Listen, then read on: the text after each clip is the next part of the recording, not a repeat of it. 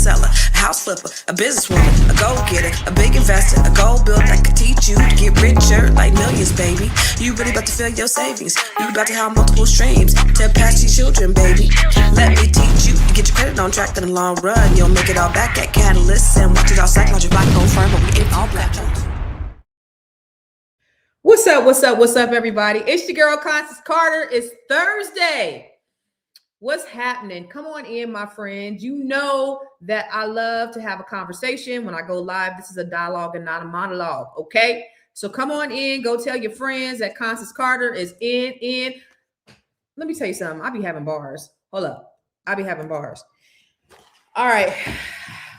I normally don't go live on Thursdays by myself. Normally I'll have Dr. Jones on here with me and we're talking all the good health stuff for Black health, just trying to get us in shape. But Dr. Jones, she has to go to work today. She got to go and save lives as a doctor. So I'm going to talk to you today. And, you know, I always want to talk about things that I think that are important for us as Black people. I want to talk to you about the economy and what's going on, because I see so much news. You know, when you go on CNN and you hear, what's his name? Kevin O'Reilly or whatever the man's name is, talking about, but the S&P 500, the stock market's at its all-time high. Don't worry about, people raping little babies and raping young girls and eating people. The S&P, we should just forget about it because the S&P 500 is at an all-time high. And I don't know if you guys know that the stock market is doing very well. They're saying that the job market is doing very well, that unemployment, I don't know how this works, but unemployment is at 4%. So unemployment is low. However, we lost jobs. There were more jobs cut in January of 2026 than the Great Recession of 2009. There were more jobs cut in January last month of 2026 than in the Great Recession of 2009. So my question to everybody is, are we great?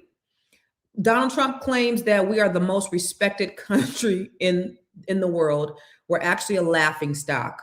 There's no morals in the White House. I mean, it's just run by people who probably never taken a civics class, who don't have a more than a third grade level of comprehension, that can't really put a sentence together. So it's just a lot going on. And I feel like we're in the twilight zone. It's like, wake me. When are we going to be awake from this nightmare that we're in? But such is life. I always want to talk about, though, how we can overcome this. What can we do? How we as Black people, because I told y'all, if y'all been listening to me, if y'all been listening to me long enough, I told you guys in 2025, last year, when that man got elected, and I was so disappointed. I was like, first, let me just tell you, I'm going to be honest. When Trump was running against Biden, I didn't really have a dog in a fight. Not because I am particularly fond of Trump at all, but it was just more so, ain't nobody talking about reparations. Ain't nobody talking about doing nothing specifically for Black people. So I didn't care. Then once Kamala got in, I was like, okay, now I got a vested interest. Let's see what's getting ready to happen. And really, I wanted to stick it to these folks, these nationalists. I really wanted them to like just die on a sword, because they were going to have a Black woman commander in chief. Two things that they really hated is Black people and women. So I thought that was going to be great. So then I started really paying attention. I just wasn't really paying attention because, again, for me, Biden hadn't done anything specifically for, and particularly for Black people. He said Black men were super predators. They incarcerated so many Black people during his term in the Senate or in Congress, that and he proposed bills that really criminalized Black people. So I wasn't a big fan of Biden either. And I'm not necessarily a Democrat or Republican. I'm actually a registered independent. So it's not about blood or crip for me. It's really about right and wrong, and it's really about Black first. So I care about what Black people, the needs of Black people, period. And what it looked like for me is that none of them were looking out for our best interest. So, but what we've seen is the reason why so many people wanted Trump in office is because they really wanted to disenfranchise Black folks. You see with Project 2025 and all of the all the legislations and all the rollbacks and everything that has particularly affected us. And it's actually affected most people who aren't elite or who aren't high earners or who aren't millionaires and billionaires. It's really negatively impacted us. The first person that Donald Trump fired when he got into office was a white woman admiral in the military because of DEI, because of her, I forget her name, but because of her policies on DEI and just trying to, get more people of color and women in the military. She was the first one on the chopping block. And I thought it was ironic that so many white women voted for Donald Trump and a white woman was the first one who got taken off, right? Because of DEI. Because honestly, if you're not rich, if you're not white, if you're not a male, they don't give a damn about you. So what they care about is keeping the power, and what they care about is keeping the money. And so everybody else is just a casualty of war. However, what they do know how to do very well is manipulate. They know how to mind poor people, especially poor and uneducated people. They think Donald Trump is just like them when he wouldn't even shake their hand if he had to. So, it's all of those things. It's a lot of mind fuck going on. But what I said last year when he got into office is that what Black people need to do is we need to mind our Black business, and we need to mine our Black business. We need to mind, MIND, our Black business, right? We need to come inside and we need to start working on our Black shit, and we need to mine. We need to start working on our Black business. So mind our Black business. And in fact, I actually got paraphernalia. We minding our Black business and we minding our Black. I got coffee mugs and everything. We minding our Black business and we minding our Black business. That's what we gonna do. After 2025 and beyond, we minding our Black business and we minding our Black business. That's what we have to do. We have to work on us. We got to work on being us, building our communities first. But I do want to tell you, I do want to give you some statistics because I think that's important for us to really understand where we are. Okay, so if you understand where we are, they said the S&P 500 is up. Yay. But our community really is still dealing with higher unemployment than anybody else.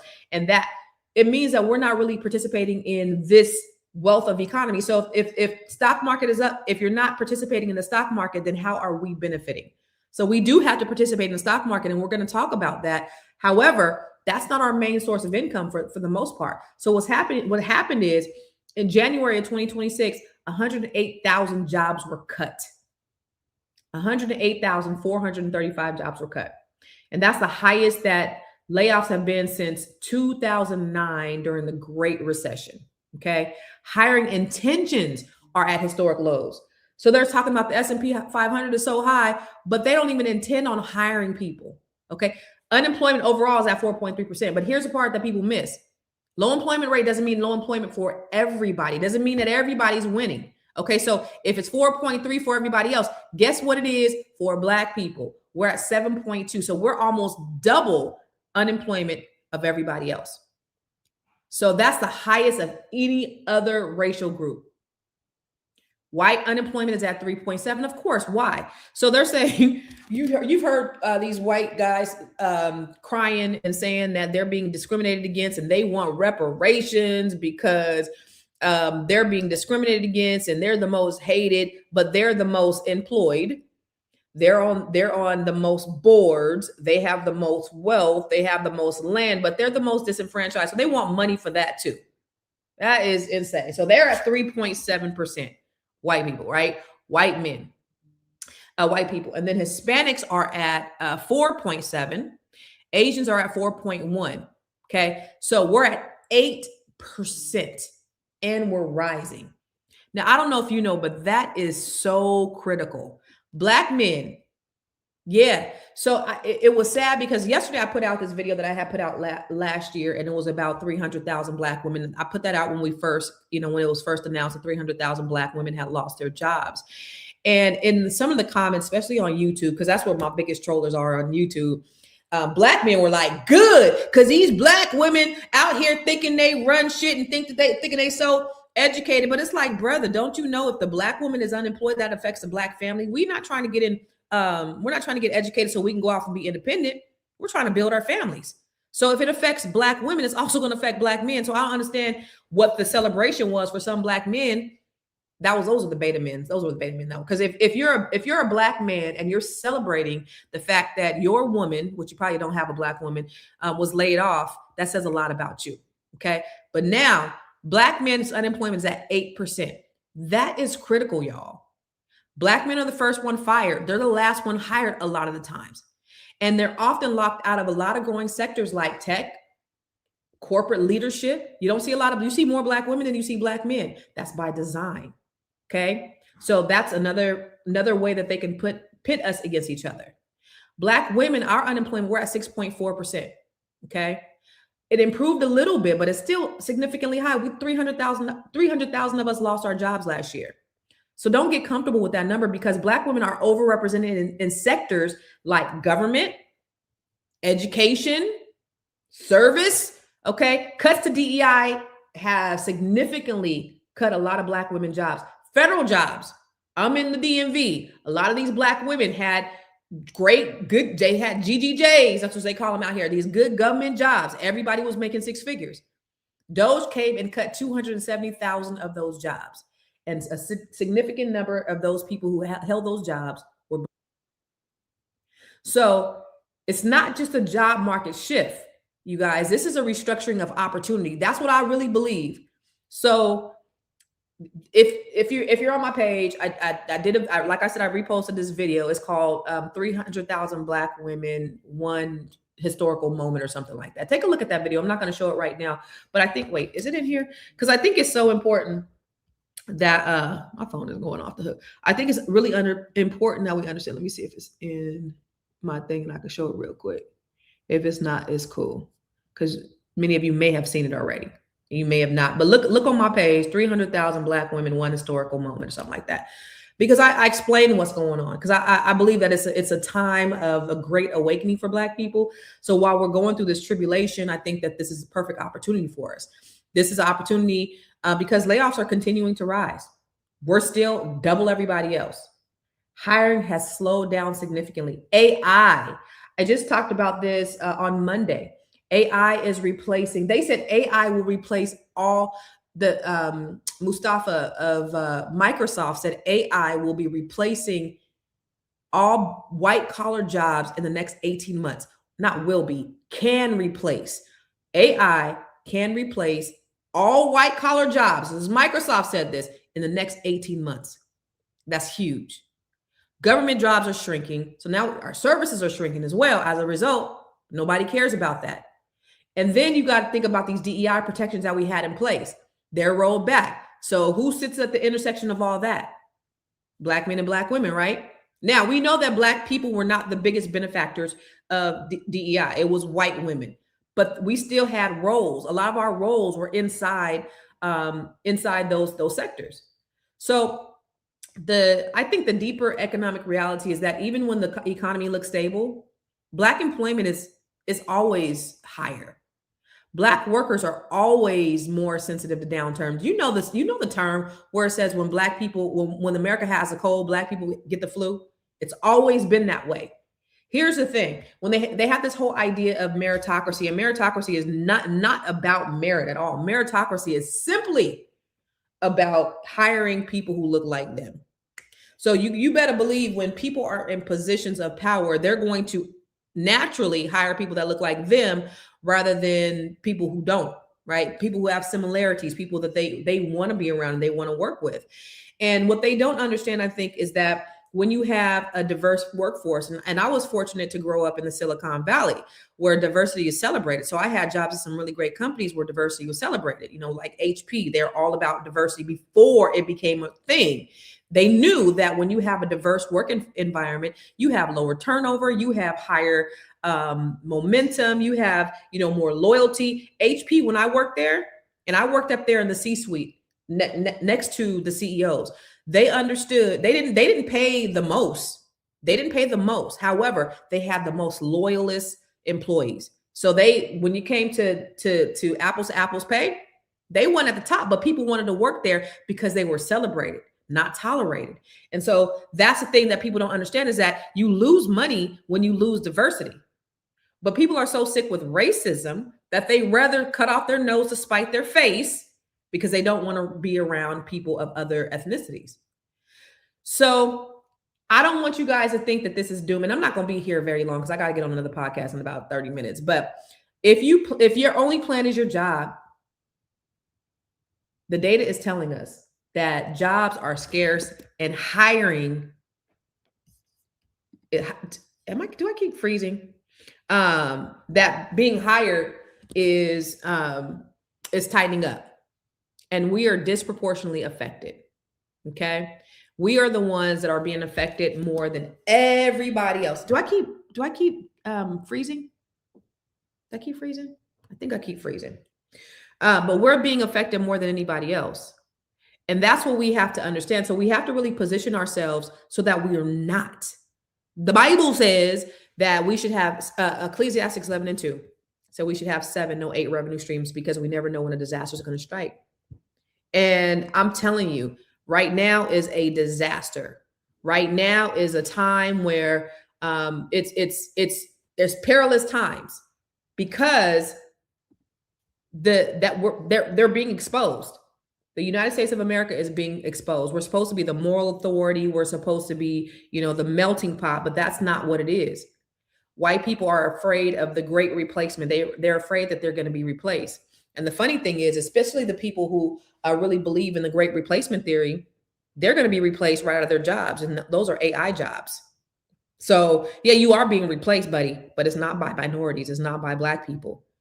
And the crazy thing that they don't understand is that these corporations, they plan on replacing your ass. So if you don't get in position to where you're owning and you're not the employer, that you're the employee, that you're the employer instead of the employee, then you could be next. And so that's why it's really critical. Oh, so you don't see me freezing. Okay, great. I'm glad you guys don't see me. Thank you. I appreciate you guys, because I felt like I kept freezing. But we're getting to a point where we cannot just continue to depend on these jobs. They're showing their hands. If anything that we've learned in the last 12 months that this man has been in office, his approval rates are the lowest that they've been. Our reputation internationally has plummeted. Our enemies, our allies are now our enemies. Everybody's looking at us sideways. Nobody wants to come to America. Nobody wants to visit America. It's scary. It's a scary time to be here. You look at everything that's going on in the Epstein files. Okay. You look at everything that's going on with ICE and the total distractions and everything else. But the stock market is great. The S&P 500, who is that affecting? It's affecting rich people, millionaires and billionaires. And if you are not positioned to be in the stock market where you're making a significant amount of money, this doesn't affect you, because you are in a position where you need to work. You got to work to live. You need an employer. Well, what about if you shift that? So I can't stress this enough. And if you've heard me talk any little bit of time, oh shit, I got to get up out here. I got to get on the other podcast. If you've ever heard me talk any bit of time, you know that one of the main things for Black people, in order for us to be insulated, is we must practice collective economics. It is paramount. Okay, it is paramount. I often say that I grew up in San Jose, California. If you don't know, I grew up in San Jose. And so in San Jose, when I was growing up, when you look at the Asian community, especially the Vietnamese in San Jose, they used to be like 30 deep in the house, and we used to laugh at them. But why do they own everything in San Jose right now? Because they practice collective economics. You have other communities and families that don't mind generational living because they have an ultimate goal. And so we have to get out of that mindset, the rugged, Eurocentric, individualistic mindset that we have adopted, that's not even innately in us, because Black people were communal by nature. So we should be working with each other, but they've sown so much mistrust in ourselves that we've adopted it. So we don't even trust ourselves to do business with each other. You just have to understand and know how to do business, not business, but you got to understand and know how to do business so that you can make good business decisions. So collective economics is paramount. We got to start doing that. Okay. The other thing is we got to have multiple revenue streams, y'all. We cannot continue to depend on the government. It's just not, it's not working. It's not going to happen. So we got to get out there, and we have to have more things coming in. So if whatever it is, there is something on the inside of you that you have, that you can sell, that you can make money from. It could be a side hustle, because what's happening is Black folks are transitioning to like gig jobs. So they've gone from like these good government jobs and these good corporate jobs and these jobs where they're executives in these DEI spaces that they've let go. But now what's happened? Black people have transitioned to like a lot of gig jobs. They're making money, but they're not building wealth, right? They are going to in the healthcare sector, where they're making money, but they're not making the amount of money that they made before. Okay. They're going into social assistance. They're going into education. They added hundreds of thousands of jobs in 2025, but they have a lower financial growth rate. They have a higher burnout rate. They have a limited wealth upside. So people have been able to transition to jobs, but not build the kind of wealth that they were able to build before. So in the area that I live in, which is a really, everybody, I think the average income is 170,000 and it's 80% Black, 90% Black. A lot of the houses are now going up for sale because people simply can't keep these houses, and it's really sad, because that's what was intended. So when they burned down Black Wall Street before, they got jealous of Black people, and they burned down their towns. Now, what do? They take the jobs away. So now they're trying to destroy these really nice communities by taking their good government jobs away. So we got to take that ability for them to take those jobs away from us, because 277,000 government jobs were destroyed. And that's just not job loss. That's middle class erosion. That's huge for Black people. So Black people were getting into entrepreneurship. Beautiful. Because the thing about it is, we have $2 trillion of spending power. So for them to cut our resources and think that it's not going to affect their bottom line, it really is. So you have $2 trillion of spending power. Less than 2% of our money is spent with each other. So that means we have to start creating jobs, because we have to start creating businesses so that we can spend money with each other. Less than 3% of businesses in Black communities are Black owned. So you come into Black communities and you see all these other ethnicities in these Black communities, but you'll never see Black businesses in their communities. So we have to shift to entrepreneurship so that we can work with each other. And then we got to be intentional about working with each other, because that's important. So the people who've adopted this negative mindset about Black people, these negative talking points that says, I don't do business with Black people. And I'm sure you heard it, because we've all heard that silly ass shit. And that really pisses me off. I'm cursed right now, because that's the most self-hate Negro stepping fetching ass shit I've ever heard. I don't do business with Black people, but you're gonna do business with everybody else. You're gonna let everybody else take your money, but you're not gonna do business with Black people. But anyway, we have to stop adopting that talking point, that mentality, and we have to be intentional about doing business with each other. So we got to start small businesses. We got to become entrepreneurs. We got to bet on ourselves. We got to invest in ourselves. Okay.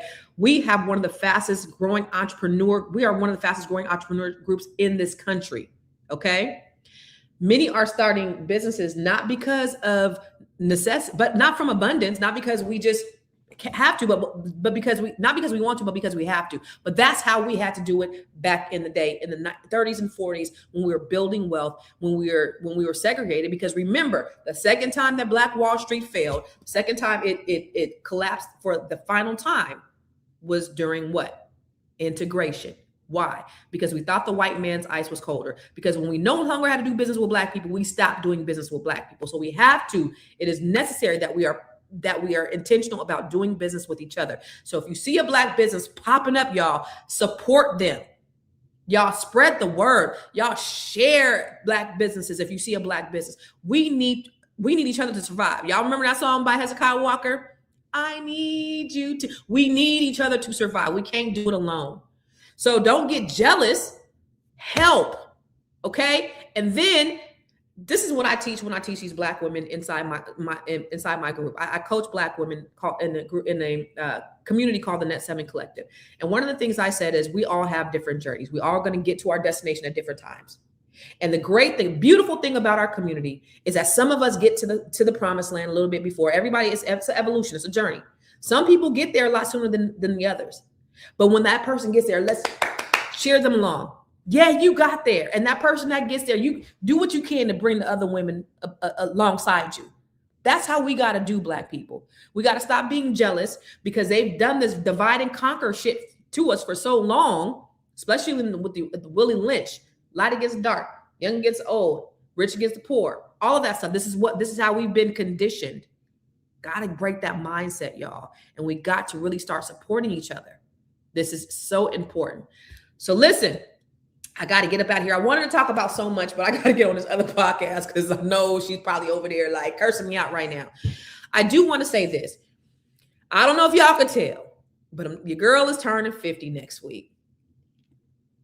I'm turning 50 next week, and I'm about to get out of here. So I'm turning 50 next week. I do a lot of coaching, and so I exist. I've dedicated my life, you guys, to to the upliftment of Black people. You know, if you've watched my TED Talk back in 2020, I always have talked about the closing the wealth gap. My life has been about educating our people because there's such a huge need. There is such a huge need. And so what I've decided to do for my 50th birthday, because I'm gonna be 50 next week, some of my premier programs are 50% off. What does that mean? I got the Living Trust book. That's been selling like crazy. Thousands and thousands of copies are sold. It's $49. I've expanded not only to have a living trust, but you got your will, you got your pour over will, all these other things, $25. So that's 50% off, right? I'm doing the Bring Your Idea to Life class. That is for people who are interested in, if they have an idea. This is important right now, especially right now, where we have to start creating our own jobs. I'm doing a training in April. That's 50% off right now for my 50th birthday. So that's going to be 50% off. That's a 2-day boot camp where we get intense and we break it all the way down. You have an idea, and by the time you leave, not only are you going to have an idea, you're going to have everything. You're going to be able to articulate your unique value proposition. You're going to be able to sell your product or your service. That's going to be in April. That's 50% off.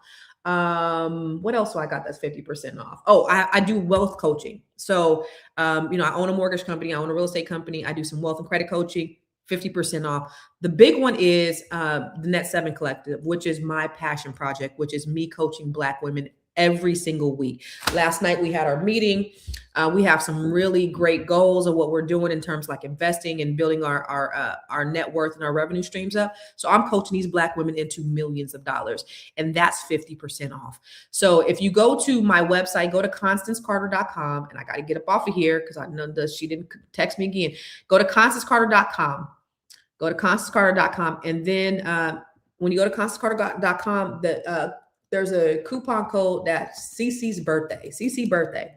Put that coupon code in. I gotta get out of here. She keeps texting. CC birthday. So go to ConstanceCarter.com.